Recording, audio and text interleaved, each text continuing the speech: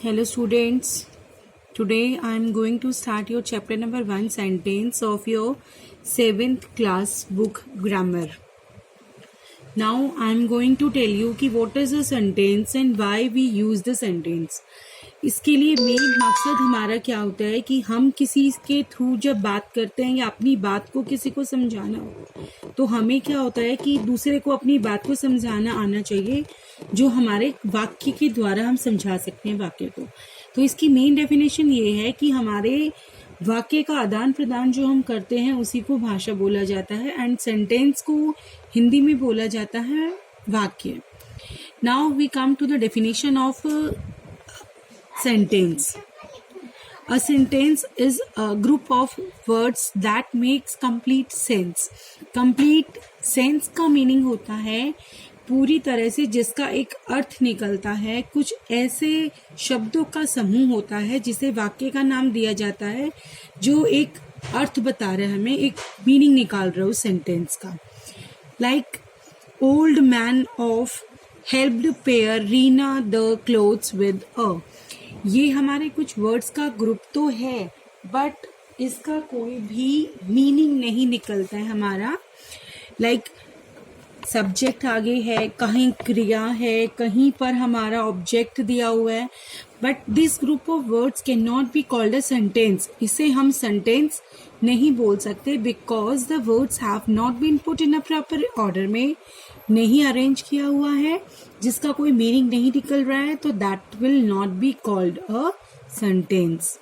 Now अब हमें एक मीनिंगफुल सेंटेंस भी अरेंज करेंगे। Reena help the old man with a pair of clothes, कि रीना ने एक ओल्ड मैन को, बूढ़े इंसान को हेल्प किया with a pair of clothes, एक जोड़े उसको कपड़े देकर उस बूढ़े इंसान की रीना ने हेल्प की। अब इस लाइन से हमें मीनिंग क्लियर हो रहा है, so we will call it a proper sentence. Now here are some rules to use a sentence.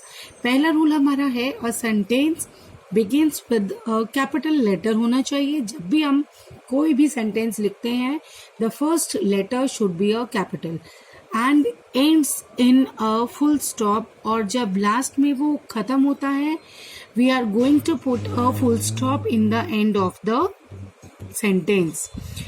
Second is mark of interrogation, question mark.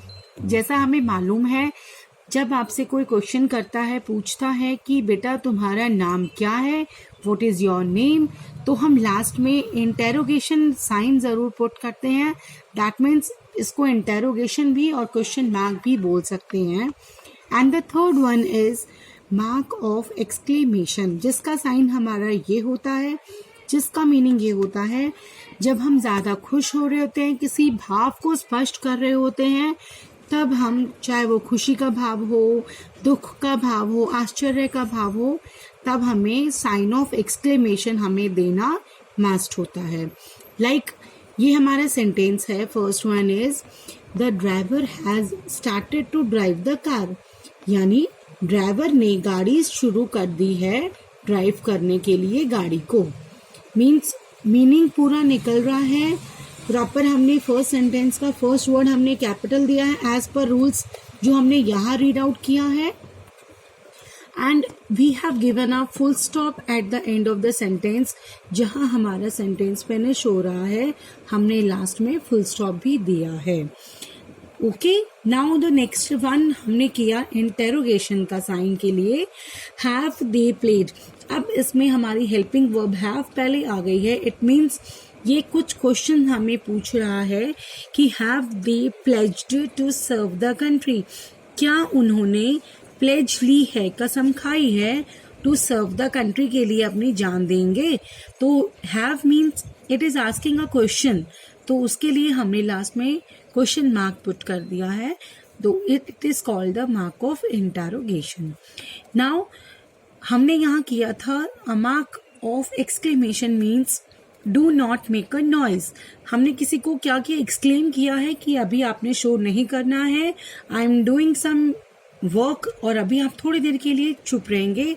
तो नाउ हमने इसके आगे एक्सक्लेमेशन साइन दे दिया है। Now the next one is A sentence necessarily have a verb, and besides a sentence may also have a subject, an object and a complement. Means हमारे sentence mostly क्या होता है कि कोई ना कोई उसके अंदर सब्जेक्ट जरूर होता है और जिसके उसके बारे में जो बात कही जा रही है that is the object.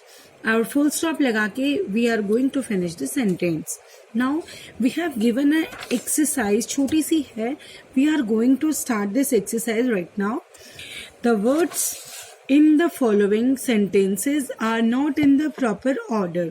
Rearrange the words. It means ये बोल रहा है कि हमारे जो सेंटेंस ये कुछ वर्ड्स हमें दे रखे हैं but these are not in the proper order में नहीं है.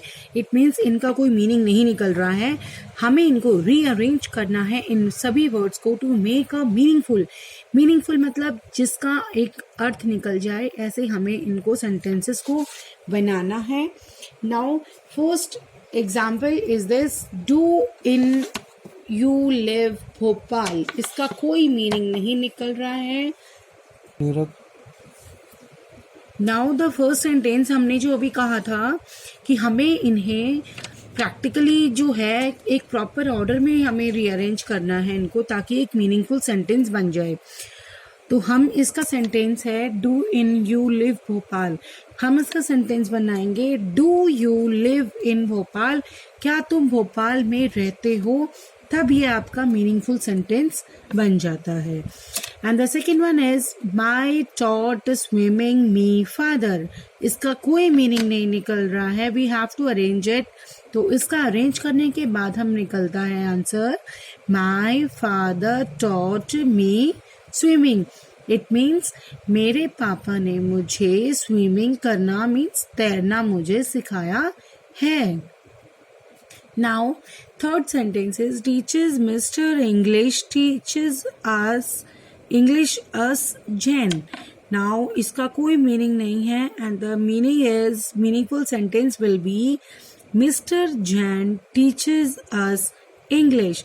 कि Mr. Jan जो हमें English पढ़ाते हैं. And the fourth sentence is the station railway away a mile sorry is. Now the answer will be the railway station is a mile away. It means जो हमारा रेलवे स्टेशन है वो 1 mile की दूरी पर है. And the fifth sentence is the park played. Park तो नहीं खेलेगा ना. In the children के अंदर no. The sentence will be the children played in the park. Now we have completed this exercise and we will be going after the next exercise tomorrow.